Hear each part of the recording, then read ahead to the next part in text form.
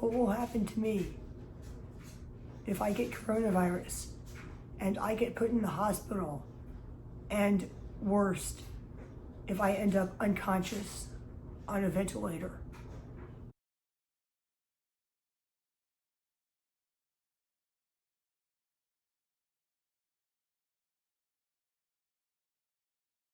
People, it pains me to do this, but we really need to have a conversation. We need to have a conversation about the last thing in the universe that I want to discuss. We need to talk about something terrible, something horrible, something that is not only my worst nightmare, but many people's worst nightmare right now. What we need to talk about that I really, really, really do not want to talk about is what will happen to me if I get coronavirus and I get put in the hospital, and worst, if I end up unconscious on a ventilator. I might be more afraid than you of what might happen to me if I end up unconscious on a ventilator in a hospital because of coronavirus. And the reason that I might be more afraid than you is because of my previous experiences with medical malpractice and because of my allergies. Now, this video is not only going to be disturbing to me to record, but is going to be disturbing to many of the people who might watch it, including some of my close relatives. I would like to discuss the reasons why I am afraid of what might happen to me or other people if me or other people end up in a hospital with coronavirus, unconscious on a ventilator. Look at my face and look closely. You might see that there is something wrong with it. Right here on the bottom of my lip, I have a scar. You might be wondering how I got this scar, and I am now going to tell you. It's a horrible story, a horror story actually, and this should have never happened to me or anybody. And by the way, one of the worst things about this story is that it is still happening. This is not only my story, but many other people's story. The last time I heard of it happening was only a few months ago, actually. When I was 17, my parents took me to a routine dental visit, and the dentist said that my wisdom teeth were severely impacted. They were growing in above and below my back teeth, and it would require surgery to remove these impacted wisdom teeth. Because after years of orthodontic care and having braces and my teeth finally becoming perfectly straight, come to find out that the orthodontist hadn't left any room for my wisdom teeth to grow in.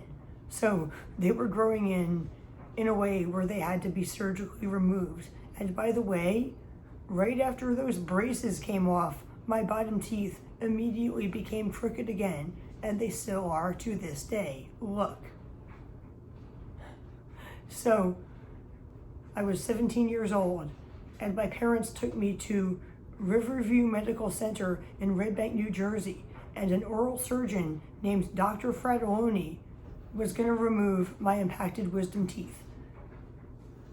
The last thing I remember before I became unconscious, because they had to put me under anesthesia for this surgery, was they gave me an injection of a drug that they said was going to put me to sleep. I started shaking and twitching and having some kind of seizure. The doctors started screaming that I was having a reaction to the anesthesia they had given me, and they were going to give me another anesthesia to counteract the reaction. And at that point, I remember thinking, this reminds me of a scene in the TV show ER, because when I was 17, that was a popular TV show. And whenever it came on, my parents and me would always watch it together. So as I was laying there thinking, this reminds me of a scene from the TV show ER, Am I gonna die from a reaction to the anesthesia? They gave me the second anesthesia. I fell asleep, and when I woke up, the first thing that I remember is a lady who was like some kind of hospital administrator saying, "The surgery went well, but something went wrong and your face got burned." She handed me a mirror. I looked in my face, and right here, where I now have this scar that looks like thick and white, it was like black and charred. About 1 millimeter deep, about half an inch wide, in a little circle right here. It looked like they had taken a blowtorch and burned my lip right here till it was blackened and charred, while somehow miraculously not injuring the flesh around it at all. And when I looked at my face in said mirror, I said, "Oh, fuck!" And my lovely parents immediately said, "Don't curse, Adrienne! Don't curse!" And this is why they might be irritated or angry at me for saying some of the things that I'm saying in this video. Because if one of my children got injured like that and screamed, "Oh, fuck," I would scold my child for cursing in that kind of situation. I would probably be cursing too. And like, not at my child, but at the doctors or the hospital administrator standing there saying, "The surgery went fine, but your face got burned." So they discharged me from the hospital with a burn ointment. And this burn ointment was meant for like mild burns, not like a 3rd-degree burn, which is what I had.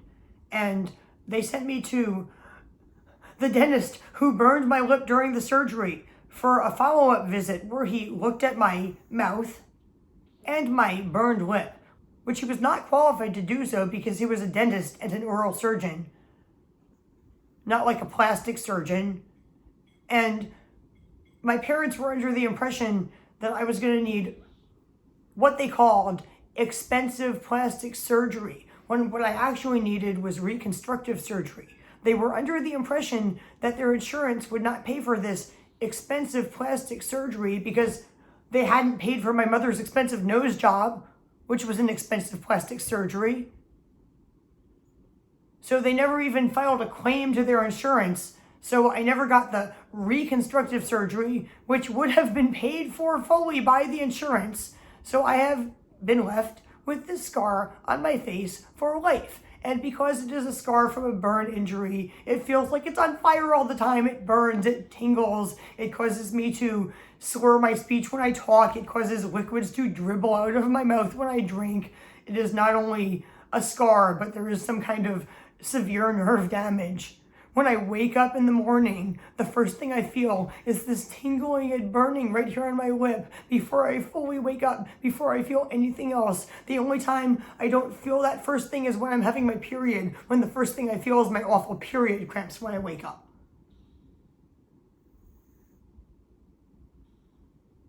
I hired a lawyer. And I hired this lawyer on my own. My parents took me to several lawyers, and they didn't like what the lawyers had to say. The lawyers wanted to charge them too much money or wanted them to jump through too many hoops. So they had like damn near given up on getting a lawyer for me when I found a lawyer. His name was Daniel Larkin. And I am telling you his name like I told you the name of the dentist and the name of the hospital where this happened. For a reason. Dan Larkins, who I met at the Green Party meeting, because when I was like 18 years old, just old enough to vote for the first time, I was very involved with the Green Party in New Jersey. I went to the Green Party meetings. I went to one of Ralph Nader's presidential rallies, and I campaigned for Ralph Nader and told people while standing next to Daniel Larkin, the lawyer I'm talking about, "You should vote for Ralph Nader. He's a clean money candidate." We stood at the train station in Red Bank, New Jersey together, telling people to vote for Ralph Nader together. So I hired this lawyer, Dan Larkin, to sue the dentist and the hospital for burning my face. He said that I could easily get $1 million or more.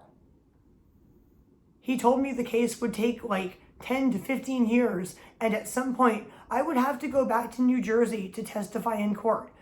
For years, he sent letters to me at my parents' address saying that the case was in the courts, and then he vanished.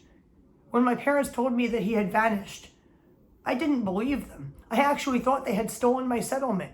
But I actually looked this guy up, and it turns out he did vanish. And he vanished while he was in the middle of handling a lot of people's cases.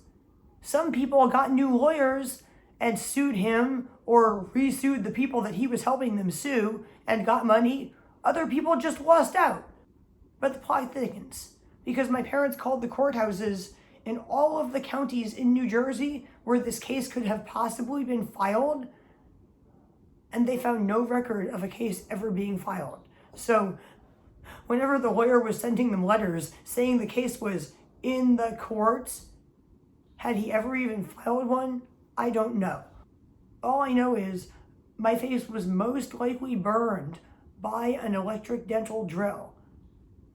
And the electric dental drill that burned my face is still being produced and used by dentists to this day.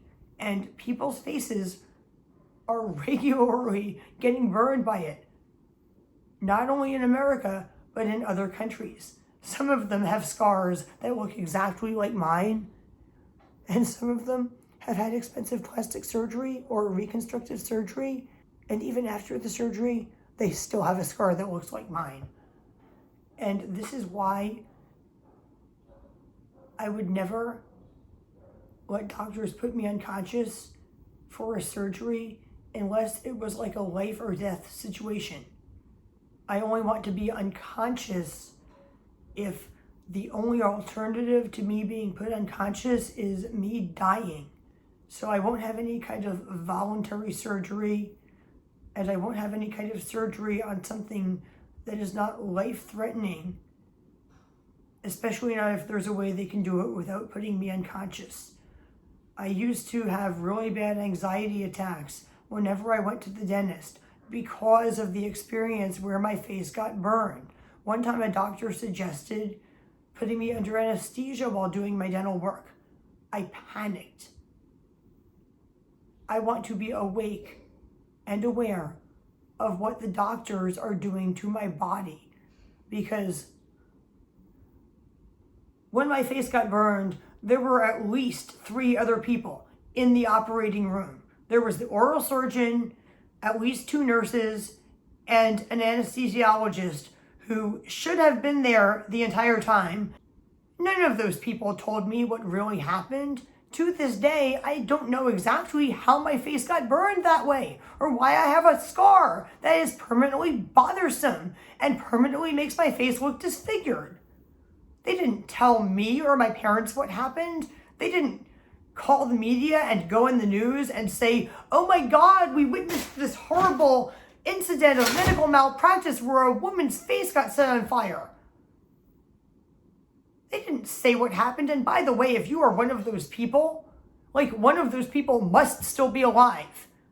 And if you are one of those people, please tell me what happened. I want to know exactly what happened and exactly how my face got burned, before me or you die.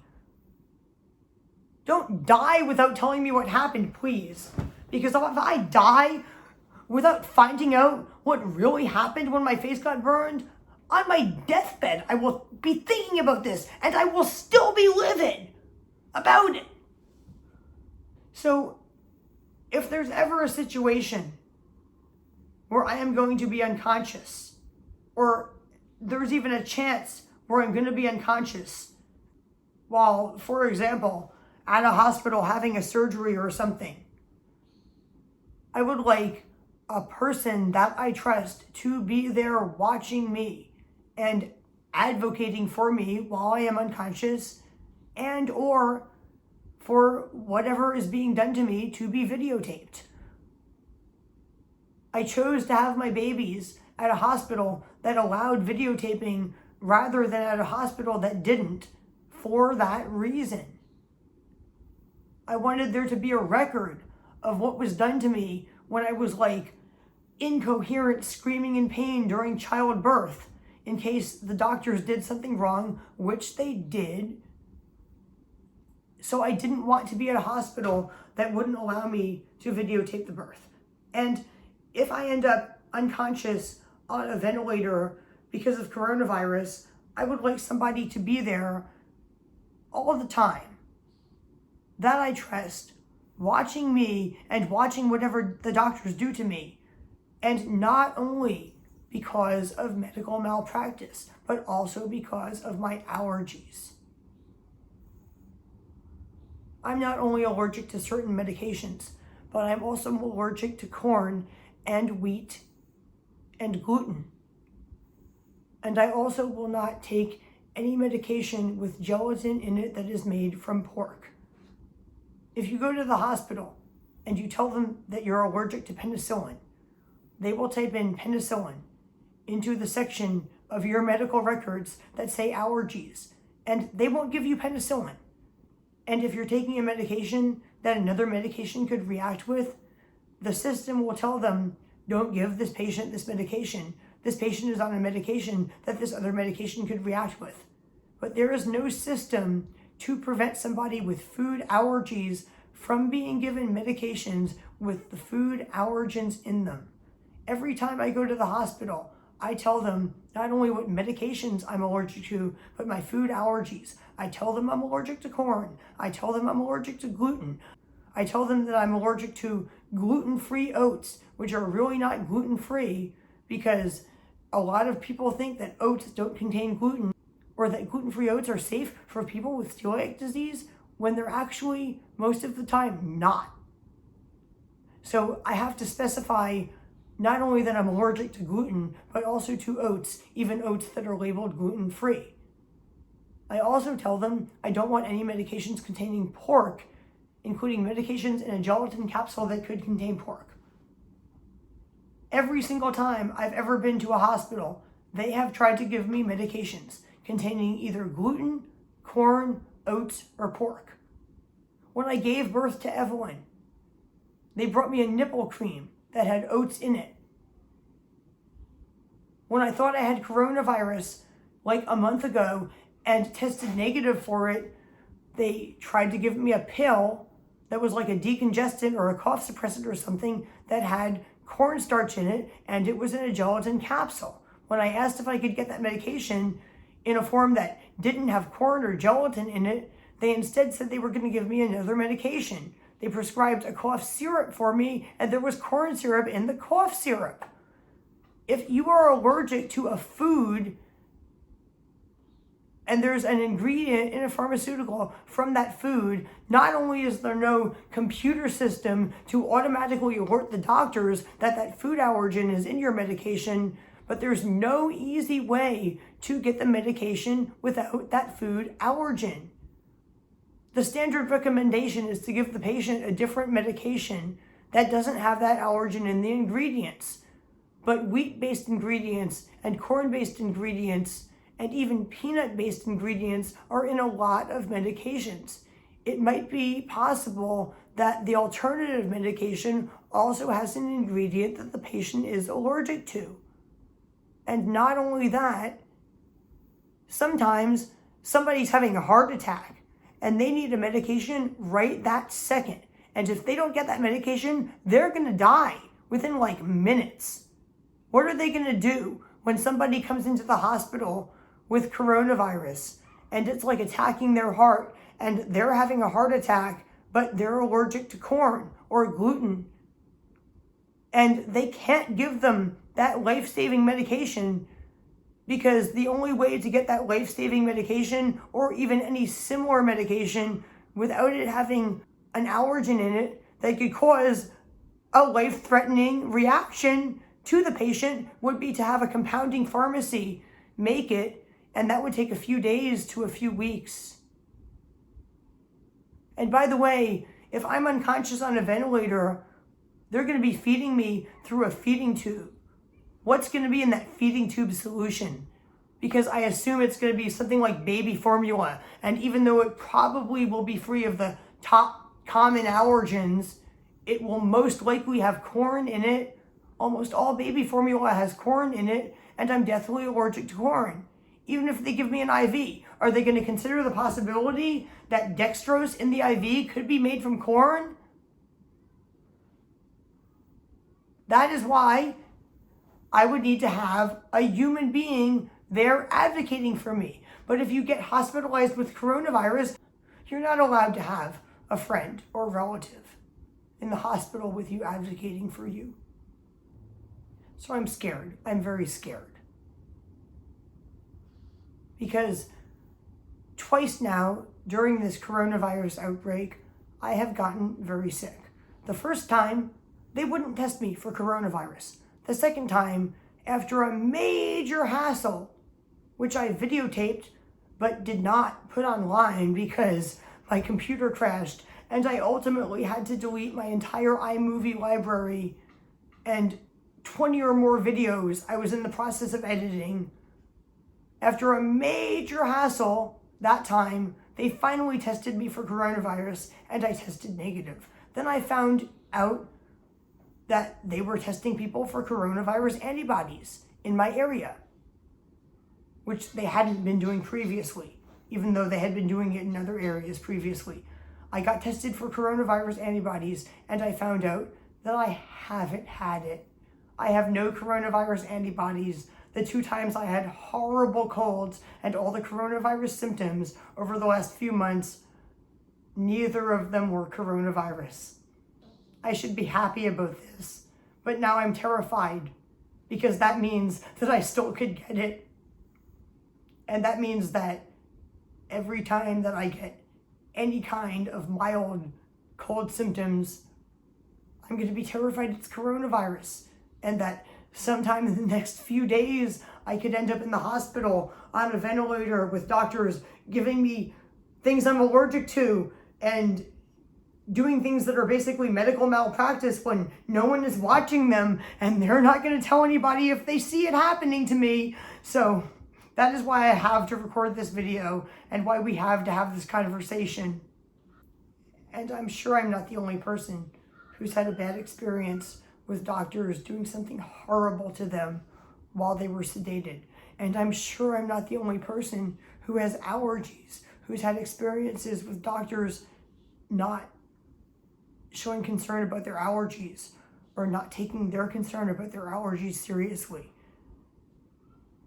If you have similar concerns as me, please discuss them.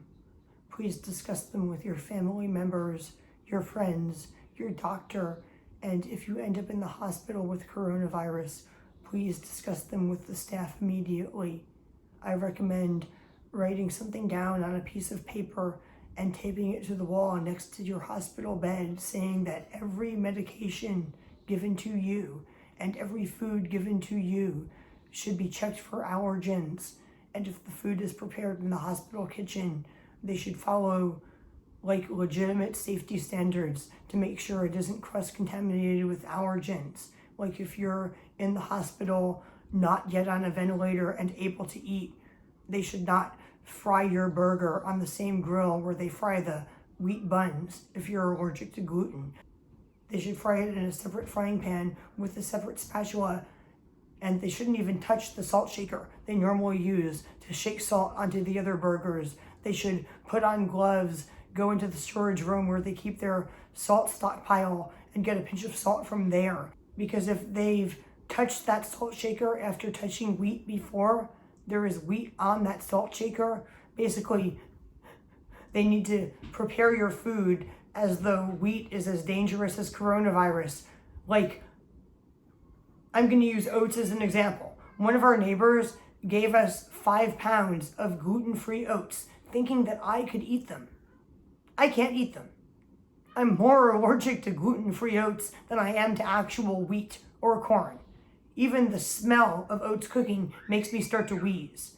My boyfriend has to cook them outside, and if he brings a dish of oats in here and it is hot and it is steaming, I start to wheeze, my eyes turn red, my fingernails even turn red, and I have to either go into my room or outside of my house. So if somebody was cooking something for me that was gluten-free, like rice, and they were cooking oats on the stove right next to the rice, it is possible that the fumes evaporating from the oats and recondensing into my rice could make me sick. I could take a bite of that rice and start wheezing.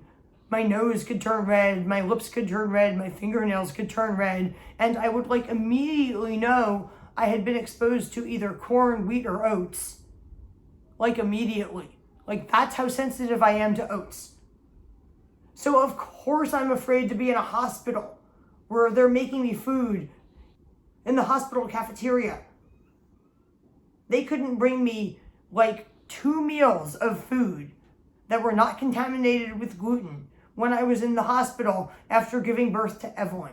Do you think they could bring me 3 full meals of food a day if I was in the hospital for a month or more with coronavirus? Some people with coronavirus have been in the hospital for months. One guy I just read an article about was on a ventilator for 46 days.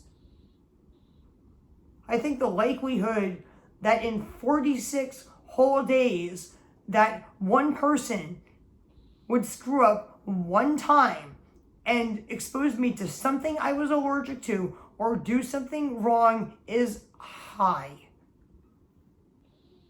And therefore, I am terrified, horrified, petrified that I might end up in a hospital because of coronavirus, possibly unconscious, with people doing things to my body without me or anybody who loves me being able to watch what they're doing to me, and people putting things in my body without me or anybody I love being able to watch what they are putting into me.